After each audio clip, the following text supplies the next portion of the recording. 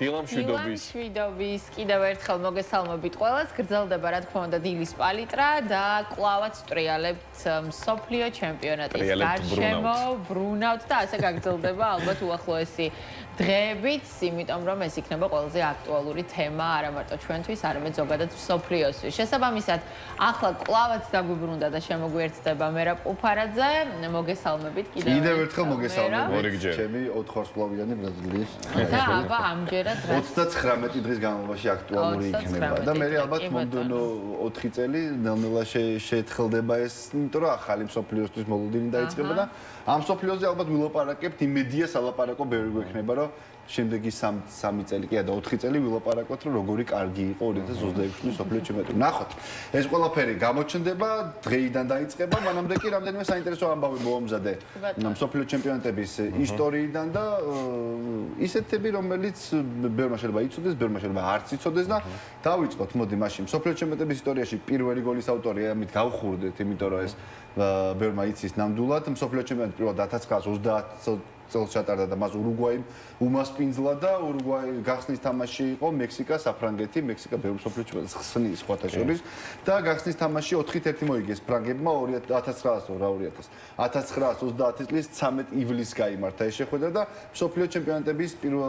ისტორიაში პირველი გოლის ავტორი ფრანგი ლუსიენ ლორანი გახდა, რომელმაც მე-19 წუთზე გახსნა ანგარიში ეს კაცი, რომელიც ამჟამად 2005 წელს გარდაიცვალა და მე-19 წუთი 13 ივნისი 1930 წელი 4-1 ფრანგების სასარგებლოდ და იმ მატჩს დაესწრო მონტევიდეოში ურუგვაის დედაქალაქში 4444 ადამიანის სხვათა შორის ესე 4-4-იანის კომბინაცია გადათამაშდა და მართლა ურუგვაი გახდა საბოლოოდ იმ მსოფლიო ჩემპიონატის გამარჯვებული მასპინძელი. სულ რამდენი გუნდი იყო? თუ არ ვცდები, ძალიან ცოტა გუნდი იყო, ხო, იმიტომ რომ მალე დასრულდა ეს ყველაფერი, მოკლედ მაშინ როგორც მალევე მოიგო მერე ისე ურუგვაიმ, თუ არ ვცდები, მერე ზოგჯერ მოიგო იტალია.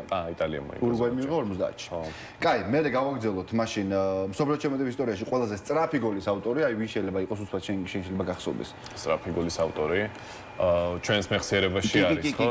მახსენდება რაღაც და ვერ ვიხსენებ ბოლომდე. კარგი, მაშინ გეტყვი 2002 წლის მსოფლიო ჩემპიონატი მესამე ადგილისთვის მატჩი თურქეთის სამხრეთ კორეა, ნუ სამხრეთ კორეა, თურქეთი, სამხრეთ კორეა ერთ-ერთი მასპინძელი იყო კორეა იაპონიაში იყო ის მსოფლიო ჩემპიონატი და კორეამ უმასპინძლა 2002 წლის 29 ივლისს სხვა შორის ჩემი დაბადების დღეს მესამე ადგილისთვის შეხვედრაში ქალაქ დაეგუში და 3-2 მოიგო თურქეთმა ის მატჩი, მესამე ადგილზე გავიდა და ისტორიული მსოფლიო ჩემპიონატი იყო თურქეთისთვის და მე-11 წამზე ჰაკან შუქურმა, თურქეთის ნაკრების კაპიტანმა და ლეგენდამ გაიტანეს კლიმ დემსია, რომელიც მე-5 ადგილზე გავიდა, კაცი რაც ჩანს, არის ამ ყველაზე სწრაფი გოლის ავტორებში და ჩამოთვლი ხუთეულს, მე-11 წამი ჰაკან შუქური პირველი ადგილი. აი შუქურიცა კადრში. კი, შუქური ისტორიული მსოფლიო ჩემპიონატი თურქეთისთვის და მანამდე რეკორდი ეკუთვნოდა სხვა შორის ჩეხოსლოვაკიის ნაკრების წელს ვაცლავ მაშეკს, რომელმაც 1970 წელს 15 წამში გაიტანა გოლი და ეს არის ის რეკორდი. ხუთეული ვთქვა უცბად, მე 30 წამში გაიტანა 2014 წელს განას ნაკრების წინააღმდეგ ამერიკის ნაკრების ერთ-ერთმა ლიდერმა კლინტ დემპსიმ და ის მე-5 ადგილს იკავებს, მე-4-ზეა 28 წამში გატანილებურთით ინგლისელი ბრაიან რობსონი 1982 წლის მსოფლიოზე საფრანგეთს გაუტანა, მესამეზე გერმანელი ერნს ლენერი 25 წამში გაუტანა ავსტრიას 1934 წელს და გითხარით ჰაკან შუქურის შესახებ პირველი ადგილი 11 წამში გატანილებურთი 2002 წლის მსოფლიო ჩემპიონატზე. მსოფლიო ჩემპიონატების ისტორიაში ყველაზე ახალგაზრდა ფეხბურთელზე გეტყვით და ეს არის 1982 წელს ითამაშა მსოფლიოზე ჩრდილოეთ ირლანდიელი ნორმან უაიტსაიდი, რომელიც მხოლოდ 17 წლის და 41 დღის იყო, როცა თარიღებს ვამბობ, ანუ თარიღებს კი არა და ასაკს 17 წლის და 41 დღის იგულისხმება იმ კონკრეტულ შეხვედრაში რამდენი დღის იყო, როცა ითამაშა და ისტორიაში შევიდა, ასე რომ ზოგადად მსოფლიო ჩემპიონატების დაწყებას არ გულისხმობს იმ მატჩებზე. ნორმან უაიტსაიდი 17 წლის და 41 დღის იყო 1982 წლის მსოფლიო ჩემპიონატზე, როცა ითამაშა და ეს რეკორდია.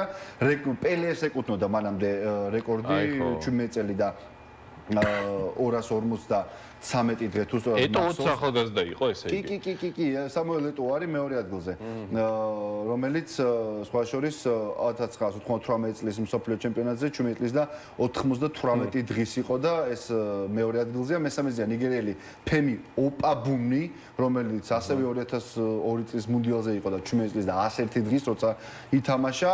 ასევე ეტოს თანაგუნდელი თანამემამულე და ერთ მსოფლიო ჩემპიონატზე ითამაშეს 98-ში იყო 17 წლის და 184 დღის და ეს ფეხბურთელი გახლავთ კამერუნელი სოლომონ ოლემბე და მერე ამის მერე მოდის პელე უკვე 58 წლის მსოფლიო ჩემპიონატზე 17 წლის და 240 კი არა და 234 დღის და პელეს რეკორდი რამდენჯერმე დაიმხო მოკლედ ამ მსოფლიო ჩემპიონატების ისტორიაში და ამ მსოფლიო ჩემპიონატზეც გვეყოლება 17 წლიანთა კლუბის წარმომადგენელი ეს იქნება მექსიკელი ხილბერტო მორა და ალბათ თუ დღეს მიეცემა მას თამაშის შესაძლებლობა ის არის 17 წლის და 240 დღის მართალია რეკორდს ვერ მოხდის ხუთეულშიც ვერ შევა თუმცა 17 წლიანთა კლუბს შეუერთდება და ერთ-ერთი ისტორიული პერსონა იქნება მსოფლიო ჩემპიონატების ისტორიაში ყველაზე ახალგაზრდა ფეხბურთელებს შორის ახალგაზრდები ვთქვით და ყველაზე ასაკოვან ფეხბურთელებზეც ვთქვათ და სხვა შორის ამ მსოფლიო ჩემპიონატზე შეიძლება ეს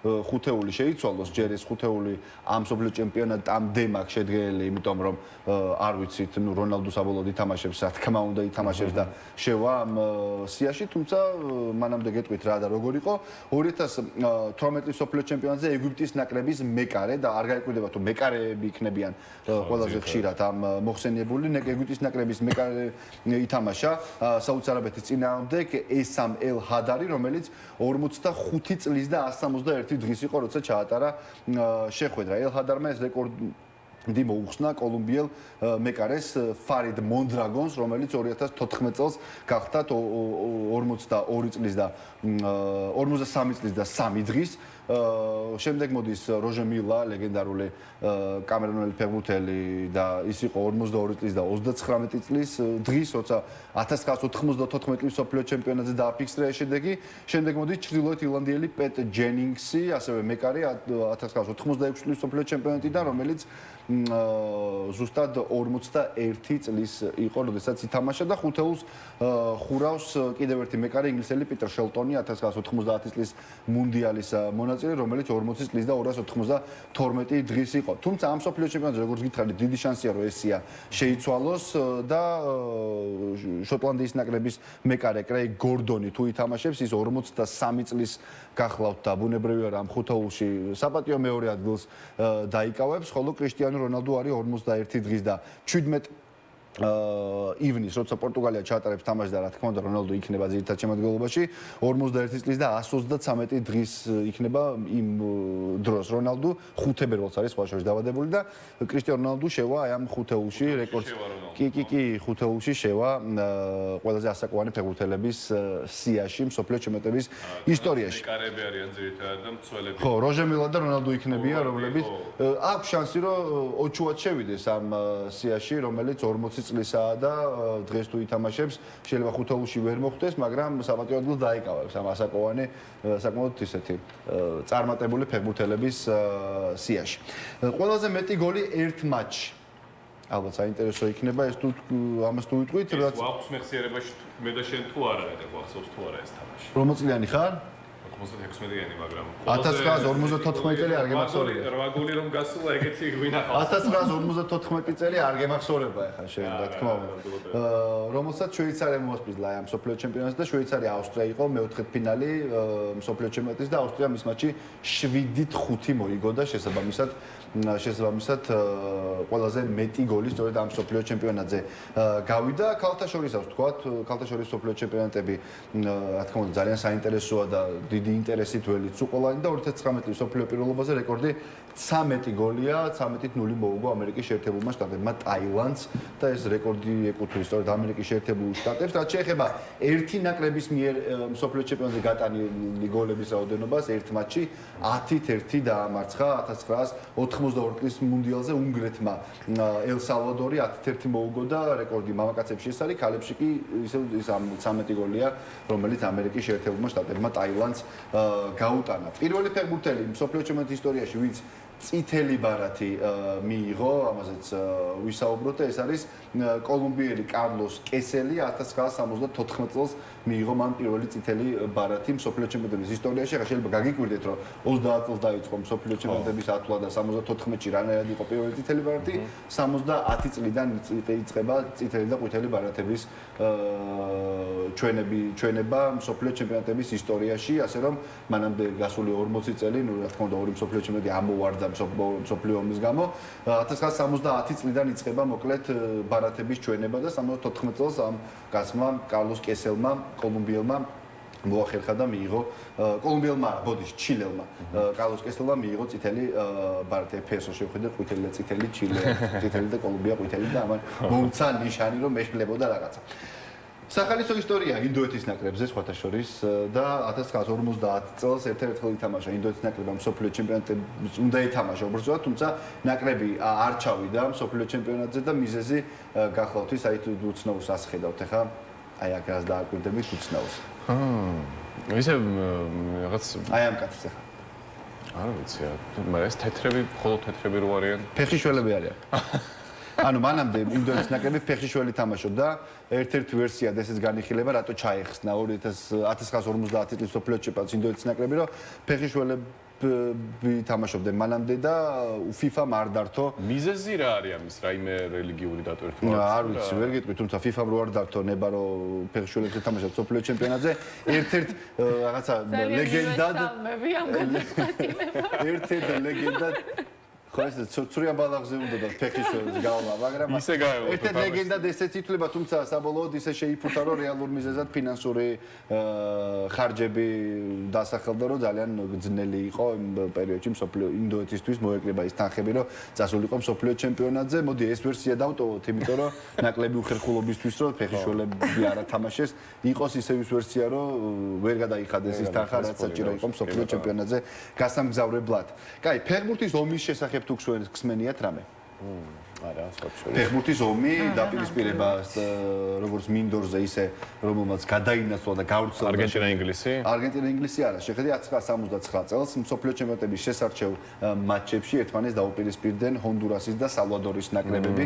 პირველი მატჩი ჰონდურასმა 1-0 მოიგო და საპასუხო მატჩი უკვე სალვადორში გაიმართა, სადაც სალვადორმა 3-0 დაამარცხა მეტოქე, თუმცა მაშინ სამხრეთ ამერიკაში, უბრალოდ ცენტრალურ ამერიკაში, სამხრეთ ამერიკა არ არის, ცენტრალურ ამერიკაში იყო ის წესი, როდესაც გადათამაშება უნდა ყოფილიყო, ბურთების შეფარდებას არ ჰქონდა მნიშვნელობა რა და გადათამაშება უნდა ყოფილიყო, გადათამაშება გაიმართა ნეიტრალურ სტადიონზე მექსიკაში.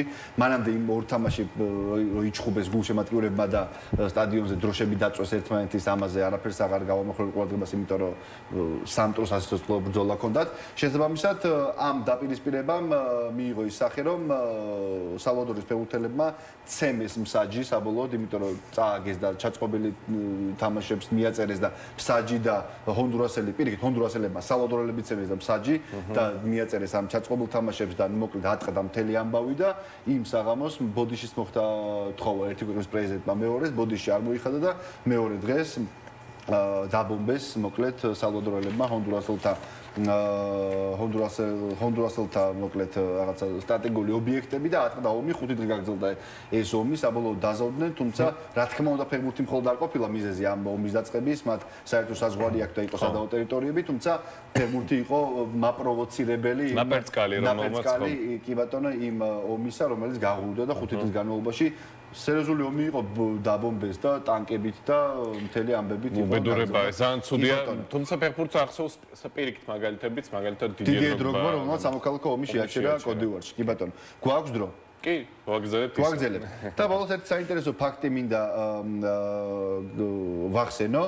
მსოფლიო ჩემპიონატების ისტორიაში 1992 წლიდან იწყება რეიტინგის, მსოფლიო რეიტინგის ათვლა, FIFA-ს რეიტინგის და 1992 წელს მოკლედ არც ერთ ნაკლებს 14 გვერდით გავუძოთ, არც ერთ ნაკლებს სოფლიო ჩემპიონატი არ მოუგია იმ ნაკლებზეა საუბარი, რომელიც სოფლიო ჩემპიონატის დაწყების პროცესში რეიტინგში პირველ ადგილზე ყოფილა. არგენტინა ამჟამად პირველზე. არგენტინა არის ამჟამად პირველზე. აი მაგალითად რო ჩამოვყვეთ 94 წელს გერმანია იყო პირველი და ბრაზილია მოიგო.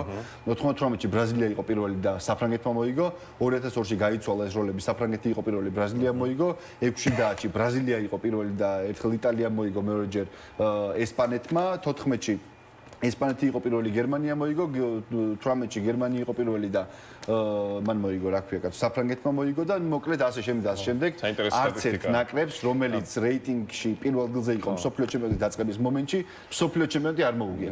საოცრებაა და საინტერესო დამთხევაა, რომელმაც შეიძლება ამ მსოფლიოს გაამართლოს და ბოლოს აუცილებლად უთხრათ მაყურებელს ის სტატისტიკა, რომელმაც მე ძალიან გამაუცა. რამდენი დედმამიშვილი თამაშობს ამ მსოფლიოს? დედმამიშვილამდე ერთ ვიტყვი რომ 4 ნაკრებია ჩვენზე უკან რეიტინგში, რომელიც ამ სოფლიო ჩემპიონატზე ასპარეზობს 72 მე მეტი მეგონა სიმართლე. ხო, 72-ეზეა საქართველოს ნაკრები ამჟამად და 73-ეზეა განა, კურასაო არის 82-ზე და ჰაიტი 93-ზე, ხოლო ახალი ზელანდია 85 ადგილზე. ასე რომ ამ 4 ნაკრებს უსწრებს სოფლიო რეიტინგში და ბოლოს რაც შენი კითხე, 8 წყვილი დედმამიშვილი თამაშობს. 8 წყვილი დედმამიშვილი ამ სოფლიო ჩემპიონატებზე და საინტერესო ისაა რომ ამ 8 წყვილიდან 4 წყვილი დედმამიშვილი სხვადასხვა ნაკრების წარმომადგენელია. მაგალითად დეზირე დუე საფრანგეთის თამაშობს, საფრანგეთის ნაკრების ერთი ლიდერია, ხოლო გელადუე, კოდდივარის ნაკრები და საფრანგეთი კოდდივარი ამხანაგური მატჩი იყო და კოდდივარმა გელადუეს გოლით მოიგო, თუ არ მახსოვს მოიგო თუ არა, ამხანაგური თამაში იყო, არ მახსოვს, მაგრამ გელადუემ გაუტანა თავისი ძმის დეზირე დუეს ნაკრებს. და ნიკო ვილიამსი ესპანეთში, მისი ძმა ინიაკი განაში, ბრაიან ბრობი ნიდერლანდებში, მისი ძმა კევინ ლუკასენი განაში და ასე შემდეგ, მოკლედ 8 წყვილი ძმიდან 4 წყვილი დედმამიშვილი არის სხვადასხვა ნაკრების წარმომადგენელი და შესაძლოა 4 წყვილი არის ერთი ნაკრების ძალიან საინტერესო სტატისტიკა, განსაკუთრებით ბოლომ გამაუცა, იმიტომ რომ სხვები ახლა არ ვიცოდი 90% რაც შენი საუბარი აქამდე მიუხედავად იმისა, რომ ფეხბურთს არ მიყვარს და ძალიან დიდი მადლობა ამ საინტერესო სტატისტიკისთვის. მადლობა, თქვენ დღეს 11 საათზე დაიწყება მსოფლიო ჩემპიონატი. 29 დღე ზეიმი გვაქვს. 29 დღიანი ზეიმი იწყება დღეს და ზეიმი იწყება დღეს, თუმცა დილის პალიტრა მთავრდება ახლა ამჟამად. სტატური გადასვლა იყო. თუმცა ხვალ დილის 8 საათიდან კვლავაც დაუბრუნდება დილის პალიტრა მაყურებელს და პირდაპირ ეთერს ძალიან დიდი მადლობა თქვენ რომ დაგვითმეთ დრო და ჩვენთან ერთად იყავით. შევხვდებით ხვალ დილის 8-ზე. ნახვამდის.